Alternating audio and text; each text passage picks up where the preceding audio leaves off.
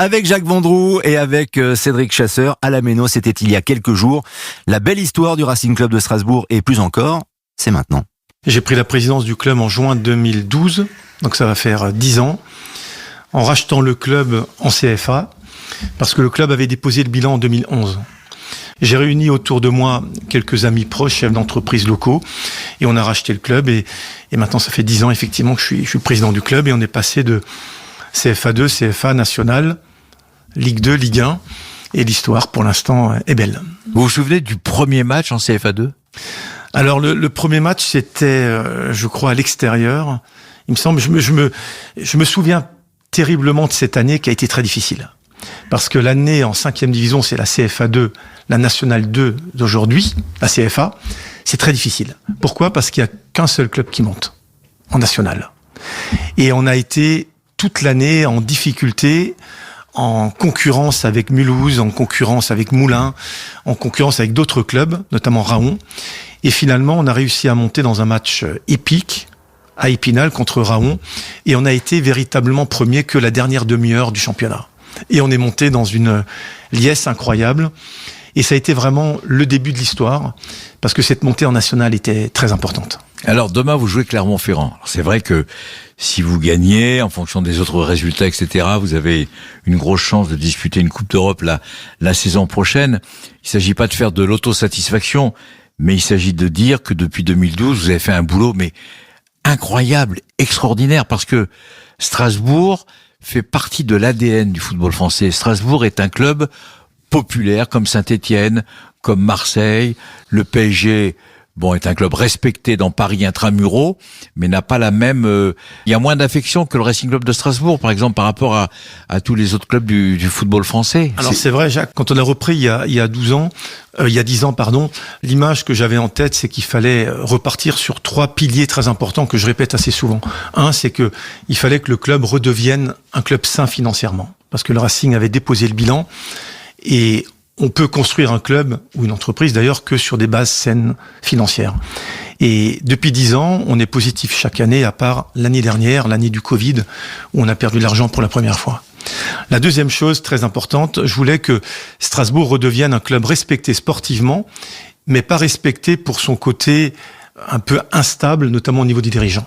Donc je voulais une gouvernance stable et apaisée, ce qui est le cas depuis 10 ans. Et le troisième point, je pense que la force du club devait venir de son territoire. Sans que ça soit péjoratif, je pense qu'il y a des clubs Champions League, des clubs européens, mais il y a aussi de la place pour des clubs de territoire. On appelle ça en Allemagne les Traditionsvereine, ou en Angleterre, il y a aussi des clubs comme ça, qui sont pas forcément ceux qui sont en Coupe d'Europe, mais des clubs qui pèsent sur un territoire. Je pense à Lens, à Saint-Étienne, par exemple, en France aussi. Et Strasbourg devait redevenir ce club territorial. Et je trouve que la plus grande réussite, finalement, du Racing depuis 10 ans, au gré des résultats, on a progressé, on a eu des moments difficiles aussi, c'est surtout d'avoir unifié tout le monde autour d'un club. Unifié, c'est tout l'écosystème. Interne, mais externe. Interne, c'est bien sûr les dirigeants. Interne, c'est les salariés. Et externe, c'est beaucoup les collectivités, le public. Donc tout ça fait qu'aujourd'hui, tout le monde est aligné derrière le club. Alors vous parliez il y a quelques instants de ces différences entre les gros clubs qui jouent avec des champions avec un budget très très élevé et des clubs comme Strasbourg, comme Lens. Mais vous le disiez, il y a un avenir pour ce foot un peu populaire au milieu de ce monde moderne du football d'aujourd'hui ? Moi je crois, je pense qu'aujourd'hui quand vous regardez le championnat de Ligue 1, grosso modo il y a 6 ou 7 clubs avec des budgets massifs qui se dégagent, notamment avec des actionnaires très importants. Et à côté de ça, il y a après 7-8 clubs qui se battent pour être entre la 8e et la 15e place, dont Strasbourg fait partie. Et je crois que nous on se bat avec nos moyens, on a un budget très sérieux, un budget disons sain. On essaie d'optimiser, on essaie d'être très unis au sein du club, dans l'organisation, dans les décisions, dans tout, parce qu'on doit optimiser notre travail. Et quand on travaille bien, quand on optimise, quand on a un peu de chance, comme cette saison aussi dont on va parler, on arrive finalement à avoir des résultats. Maintenant, pour se maintenir dans le top 6 ou top 7 français, je reste persuadé qu'à un moment donné, c'est quand même le budget qui va faire la différence. Sur une année, on peut titiller les gros, mais dans la durée, c'est évidemment le budget qui fera la différence. Dans une autre vie, c'était le Racing Club de Strasbourg. Maintenant, c'est le Racing Club de Strasbourg Alsace. c'est hyper important. Vous l'avez dit, la région, la réputation des Alsaciens qui sont connus pour être des personnages hors normes, des personnages rigoureux. Et le mot Alsace a aussi ce côté un peu magique. Alors Jacques, vous dites un truc très important, c'est que quand on a repris le club, il s'appelait Racing Club de Strasbourg. Et je suis allé voir Philippe Richert, qui est le président de la région à l'époque, et je lui ai dit, écoute Philippe, il faut absolument que tu nous aides, parce que on va repartir de tout en bas, on n'aura pas les moyens considérables, mais on va essayer de bien travailler. Et on a besoin d'unir les collectivités, ce qui n'a pas toujours été le cas à Strasbourg, autour du club. Et il m'a dit, Marc, tu as le soutien de la mairie, de la métropole, je serai à tes côtés. On a rajouté Alsace à la dénomination. Ça s'est fait en 5 minutes, d'homme à homme. Et ça a été le début d'une grande aventure. C'est important. C'est capital. Au match de la finale de la Coupe de la Ligue, qu'on a gagné contre Guingamp, on avait loué un TGV avec 1000 personnes et on est rentré dans la nuit. Et en rentrant, j'étais à table avec le maire de Strasbourg, le président de l'Eurométropole et le nouveau président de la région, Jean Rotner. Et on discutait du financement de la rénovation du stade. Et on était à 75-80 millions, il nous manquait 25 millions. Et bien ce jour-là, dans le retour du stade, on s'est tapé dans la main, la région a rajouté encore un petit effort pour que l'opération puisse se faire. Et c'est aussi ce soutien des collectivités qu'on a eu d'une manière unanime, de gauche ou de droite, autour du club, pour le club, qui a fait que, avec le travail interne qu'on a fait, on a réussi à avoir ces résultats-là. Alors vous avez parlé du titre de 2019, on peut peut-être parler du coup de la saison actuelle du Racing Club de Strasbourg qui est au coude à coude avec Nice pour cette 5e place. On sait qu'avec les résultats de la Coupe de France, il n'y aura pas de 6e place qualificative pour la Coupe d'Europe. Ça va se jouer à pas grand-chose. Est-ce que déjà vous êtes confiant sur la fin de saison? Vous allez recevoir Clermont puis aller à Marseille pour ce qui ressemble quand même à une belle finale à la 38e journée. Et est-ce que dans le cas où vous seriez peut-être 6e, même sans Coupe d'Europe, ça resterait une belle saison pour Strasbourg? Alors Cédric, moi je suis pas ni confiant ni pas confiant, moi je suis heureux de la saison qu'on fait. Je trouve qu'on fait une saison formidable, je trouve que les 2 derniers matchs sont hyper excitants, c'est top, on va jouer... Le stade est plein à chaque fois. Les gens sont super enthousiastes maintenant pour revenir encore samedi pour qu'on gagne contre Clermont. Et si on bat Clermont, on aura une finale à jouer à Marseille. Moi, je trouve que c'est du positif, c'est incroyable. Pour un club comme le nôtre, être encore un peu à la lutte à la fin. Et quel que soit le classement final, européen ou pas, ça sera une très belle saison. Si on est européen, c'est mieux. On gérera éventuellement une Conference League ou pourquoi pas un peu au-dessus. Et si on termine à 6e ou 7e, ben ça sera une super saison pour nous aussi. Alors expliquez-moi, vous me parlez du public, vous me parlez du stade de la Méno qui fait partie des clubs, des stades un peu légendaires du football français.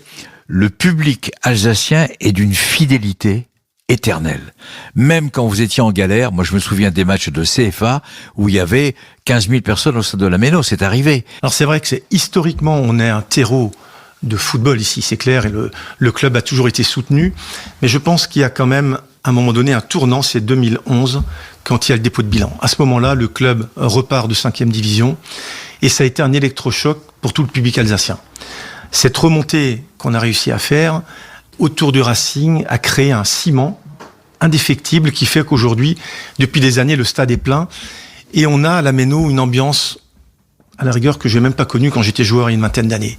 Le public est enthousiaste, le public est présent, le public, il y a des filles, il y a des garçons, il y a des jeunes, il y a des vieux, il y a des anciens, il y a des très jeunes. On a vraiment une communauté de supporters incroyable, tous unis autour du club. Et je trouve ce qu'on a rajouté quand même à ce nombre de spectateurs, c'est l'ambiance. Et l'ambiance, bien sûr, dans le stade, mais surtout, on ouvre les grilles 2h30 avant, on les ferme 2h30 après. On a créé autour du match un environnement Racing fantastique. Oui, mais Marc, je coupe, c'est la culture alsacienne, tout simplement. Oui. Alors, il y a la culture alsacienne et on a mis les moyens. Ça se passe pas dans d'autres clubs. Non. On est un peu un club rugby, un peu plus proche de la mentalité rugby, ou peut-être aussi un club proche de la mentalité allemande de la Bundesliga, où il y a toujours ce côté famille. On vient boire un verre, on vient manger une tarte flambée, on vient voir des écrans géants avec des matchs. Et finalement, venir à la Méno, c'est bien plus qu'un match. On retrouve ses amis, on retrouve une bonne atmosphère et on passe une très belle soirée. Je voudrais aussi qu'on revienne avec Cédric sur la saison. Quelles ont été les forces et les faiblesses de cette équipe que vous connaissez mieux que quiconque et qui vous permet, là au moment où on parle, parce que le match a lieu demain, vous recevez Clermont, de vous retrouver dans une position, je vais dire, exceptionnelle. Mais quelles ont été les forces, les faiblesses, l'état d'esprit de l'équipe de maintenant ? Jacques, vous connaissez le foot mieux que moi. Enfin, vous connaissez Strasbourg mieux que moi quand même. En tous les cas, je pense pour réussir une bonne saison, il faut déjà un bon entraîneur, un bon staff, voire un très bon, c'est ce qu'on a, et des très bons joueurs. Je pense que Comment vous avez choisi l'entraîneur ? Allez, il y a prescription Julien maintenant. Stéphan, on peut le Julien Stéphan. Alors Julien Stéphan, le fils de Guy Stéphan, qui est l'un des adjoints de Didier Deschamps. Voilà. Alors on a travaillé avec Thierry Loret pendant 5 ans. Thierry était arrivé quand on est monté de National en Ligue 2. On a travaillé main dans la main pendant 5 ans. Je trouve qu'il a fait un remarquable travail. La dernière saison a été un peu plus difficile. C'est un peu lié aussi au Covid, au stade qui était vide. Mais on a pensé, moi j'ai pensé qu'au bout de 5 ans, c'était le moment d'insuffler un nouveau cycle. On avait rencontré 2 ou 3 entraîneurs avec 2-3 proches avec moi. Et franchement, le choix s'est orienté naturellement vers Julien. On voulait un entraîneur qui démarre un nouveau cycle. Il nous amène cette nouveauté. C'est un jeune entraîneur de très grande qualité à qui on a montré exactement l'ADN du club. Il a réussi aussi à fédérer le vestiaire autour de ce projet. On est très très heureux. À côté de ça, on arrive aussi en termes d'effectifs avec une certaine maturité de l'effectif. On a Matsels, le gardien, qui est là depuis 4 ans. On a Ajorg depuis 4 ans, Sissoko depuis 3 ans, Djikou depuis... On a tout doucement une équipe qui a été travaillée, qui arrive à maturité, et le public est de retour. Donc ces éléments font aujourd'hui qu'on fait une saison que moi je pensais être de qualité. Je pensais qu'on pouvait viser entre la 8e et la 12e place. En réalité, on fait un peu mieux. Et j'espère qu'on fera beaucoup mieux. Et évidemment, la réussite attire la convoitise. On a entendu les rumeurs qui envoyaient peut-être Julien Stéphan à Lyon. Julien Stéphan y a répondu d'ailleurs en disant que Strasbourg, ce n'est pas un paillasson. C'était sa phrase, je la reprends. Comment vous avez réagi justement, plus aux convoitises de l'OL, plus à la phrase de Julien Stéphan? C'est quand même aussi rassurant de le voir aussi impliqué dans le groupe. J'étais pas du tout inquiet. Julien a encore 2 ans de contrat. 2, j'avais mangé avec Jean-Michel Aulas quelques jours avant, quand il est venu ici. On n'a absolument pas parlé de ça. J'ai parlé avec Vincent Poisson de ce petit truc. Il m'a confirmé que rien n'avait été entamé. Donc moi, j'ai une confiance dans mon entraîneur, dans les relations que j'ai avec Lyon aussi.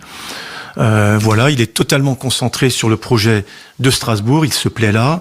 On essaie maintenant de bien terminer la saison et après on travaillera pour bien préparer la saison prochaine. Qu'est-ce que vous appelez on va déjà travailler sur la saison prochaine? Vous avez déjà un plan? Vous avez déjà des joueurs sur qui vous avez des projets, etc. Est-ce que vous êtes obligé d'anticiper? Bien sûr.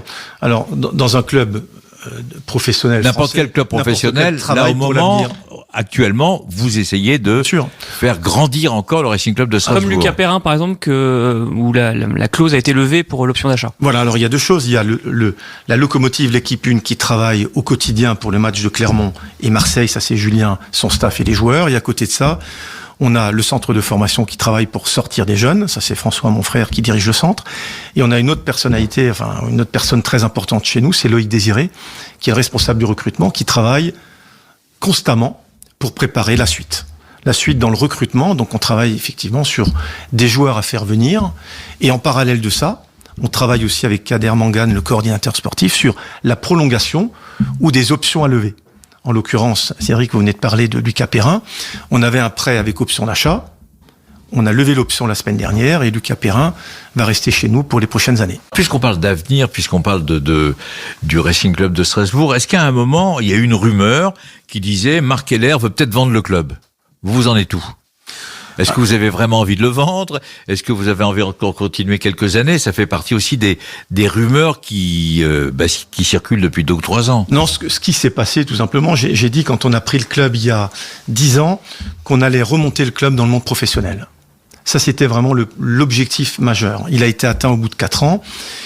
Et après, j'ai toujours dit qu'un jour, et je le pense encore, nous, on fait un travail très sérieux avec un budget de 50 millions. Mais si le Racing veut pouvoir jouer chaque année, grosso modo, entre la 3e et la 8e place, il faut des moyens supplémentaires. Il faudra être accompagné. C'est tout ce que je dis depuis des années. Rien n'a changé. Le club n'est pas en vente. Si un jour on doit être accompagné pour être plus ambitieux, on le fera peut-être. Pour l'instant, c'est pas encore le sujet.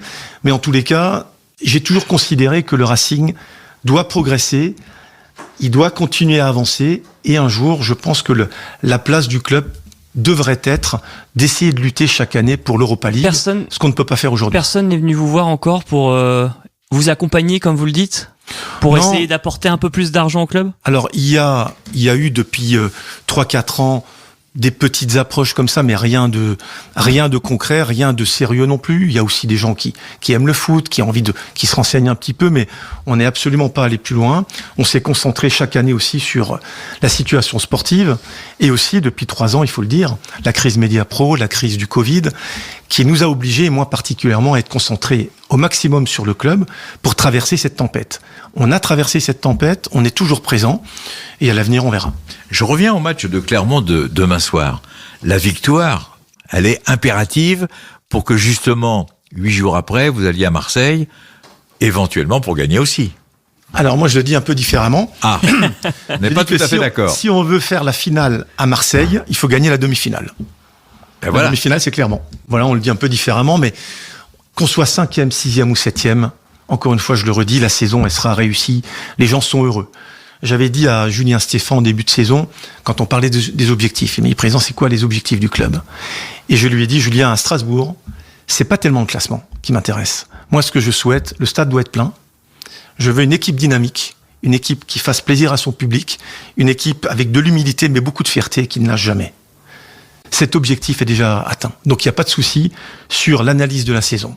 Mais c'est vrai que si on arrivait à gagner contre Clermont et faire une belle finale à Marseille, tout est possible. Mais ce ne sera pas la même préparation, et là je parle pas de préparation physique, je parle de préparation d'équipe, de composition d'équipe, s'il y a une Coupe d'Europe ou non à la clé, parce que peut-être que pour le mercato vous serez un peu plus actif si jamais il y avait une Coupe d'Europe avec des matchs tous les 3 jours à jouer. Cédric, depuis 10 ans, Strasbourg n'a jamais eu une fin de saison tranquille.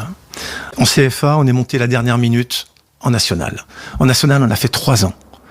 On est monté l'avant-dernier match. En Ligue 2, on est monté le dernier match. La première année en Ligue 1, c'est Dimitri Liénard, ce fameux coup franc contre Lyon, l'avant-dernier match. Chaque saison, tout s'est joué toujours quasi le dernier match. L'année dernière, on s'est sauvé le dernier match contre Lorient. Donc moi, je vis ça paisiblement, avec une excitation maintenant du moment qui arrive, mais tranquille. On n'a aucune pression. Alors justement, expliquez-moi, vous le dites vous-même, l'année dernière, on s'est sauvé quasiment le dernier match pour pas descendre en Ligue 2. Vous restez en Ligue 1. Et là, aujourd'hui, vous êtes à quelques minutes d'une place en Coupe d'Europe. Vous avez réussi à transformer cette équipe du Racing Club de Strasbourg. Jacques, l'année dernière, on a joué avec un public non présent.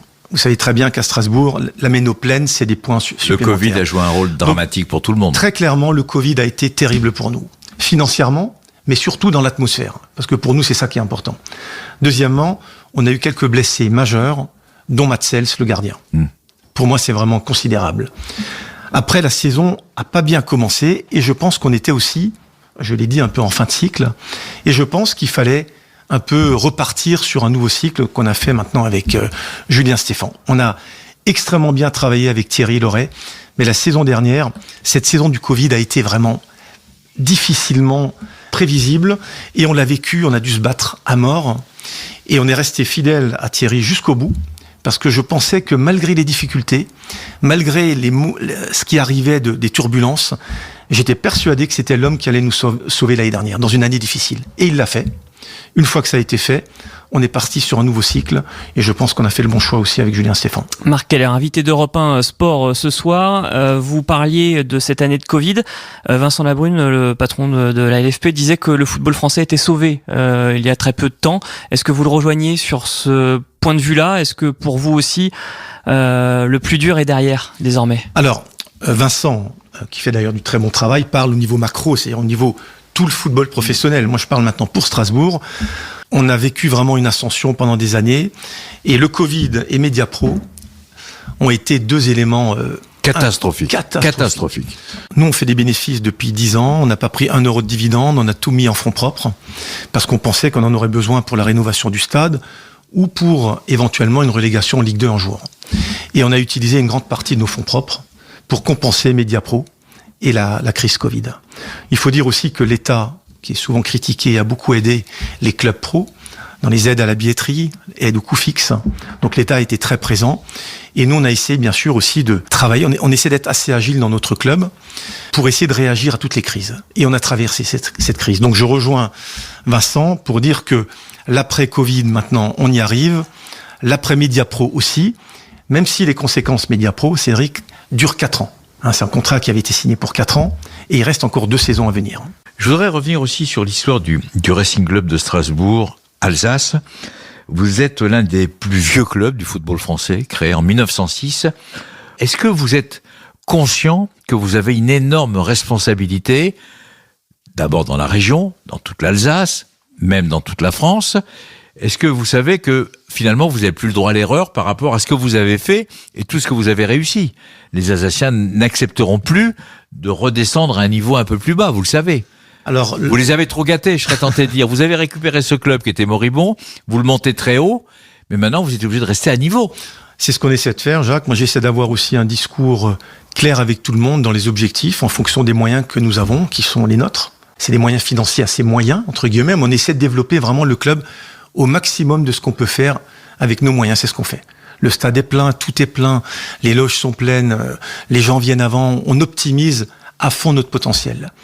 Après, vous dites quelque chose qui me paraît très important quand on est président d'un club, a fortiori dans un club territorial comme Strasbourg, un président, un dirigeant a une responsabilité.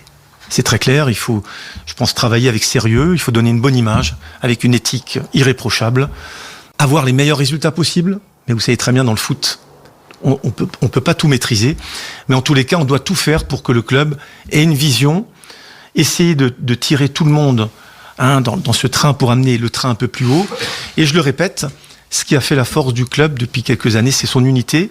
Et cette inertie, cette force nous a propulsés vers le haut. C'est ce qu'on essaie de faire. Vous parlez d'un sujet qui me semble extrêmement important, le côté territorial. Oui. Est-ce que c'est pas l'avenir du football français en règle générale? Vous donnez des pistes, vous le réussissez avec le Racing Club de Strasbourg.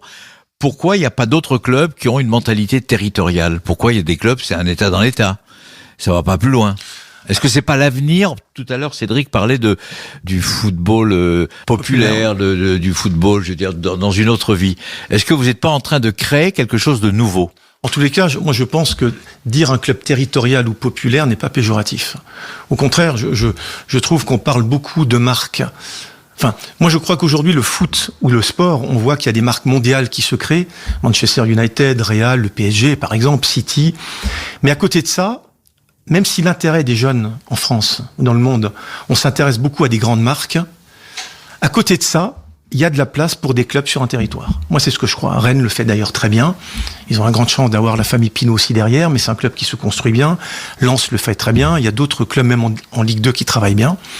Et moi, je crois qu'à Strasbourg, en tous les cas, avant d'aller peut-être plus haut, il faut partir de sa base. Et la base, chez nous, c'était Strasbourg, la métropole et notre région. C'est ce qu'on a essayé de faire. Alors évidemment, avec la saison qui va se terminer et qui est très belle pour Strasbourg, on parlait des convoitises pour l'entraîneur, mais c'est aussi le cas pour d'autres joueurs. On pense notamment à Habib Diallo, à Ajorc, à des joueurs comme ça qui réussissent aussi une belle saison. Quelle va être la politique du club pour l'intersaison? Est-ce que ils ne sont pas transférables, ces joueurs-là, ou est-ce que vous allez regarder les offres de prêt et ce sera du cas par cas? Alors Cédric, quand on a des gens, nous on essaie de bien travailler comme tous les clubs, mais quand on a des résultats avec des salariés de bonne qualité, c'est logique qu'ils soient sollicités, que ce soit entraîneur, staff, joueurs, voire salariés administratifs. C'est totalement logique. Concernant les joueurs, encore une fois, notre politique, j'ai toujours eu la même position.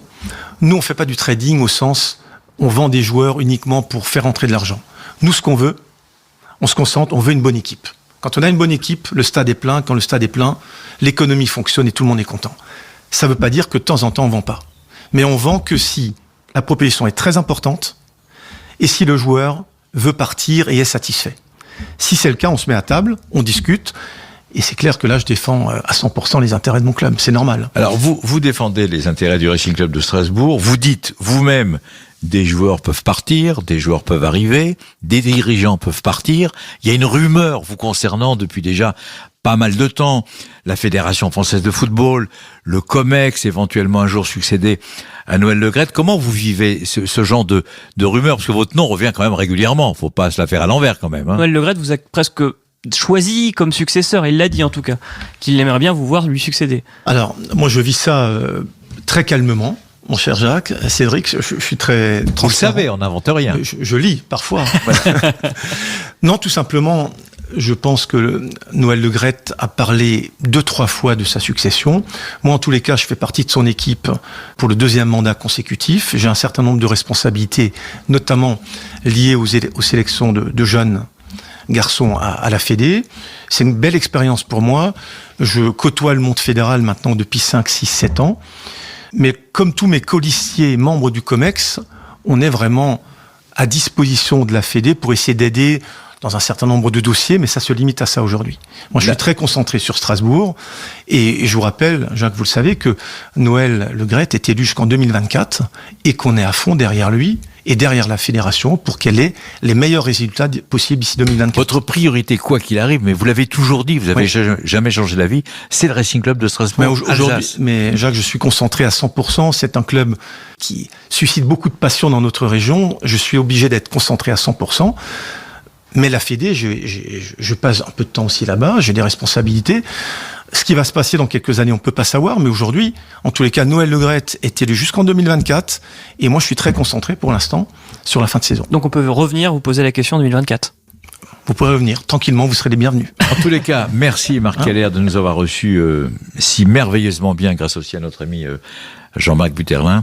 Je vais vous dire qu'on était très heureux de venir au stade de la Méno, parce que quand on vient au stade de la Méno, c'est comme si on allait à la cathédrale de Strasbourg. C'est quand même quelque chose qui est mythique, et vous rencontrez au siège, qui est à l'intérieur du stade, etc. Bon, il y a un côté un peu historique qui, moi, personnellement, me fait un immense plaisir. Merci Jacques. De vous avoir reçu sur Europe 1. Merci, voilà. Et vous savez aussi que des travaux de rénovation vont commencer, parce que ce stade va être rénové pour 100 millions, en accord avec les collectivités qui vont financer en grande partie, nous un petit peu, et le projet va continuer. En tous les cas, merci à Europe 1. Il y avait eu une rumeur aussi en disant que le stade pourrait changer de place. Alors ça, je peux vous dire, c'est totalement faux. C'est en rêve.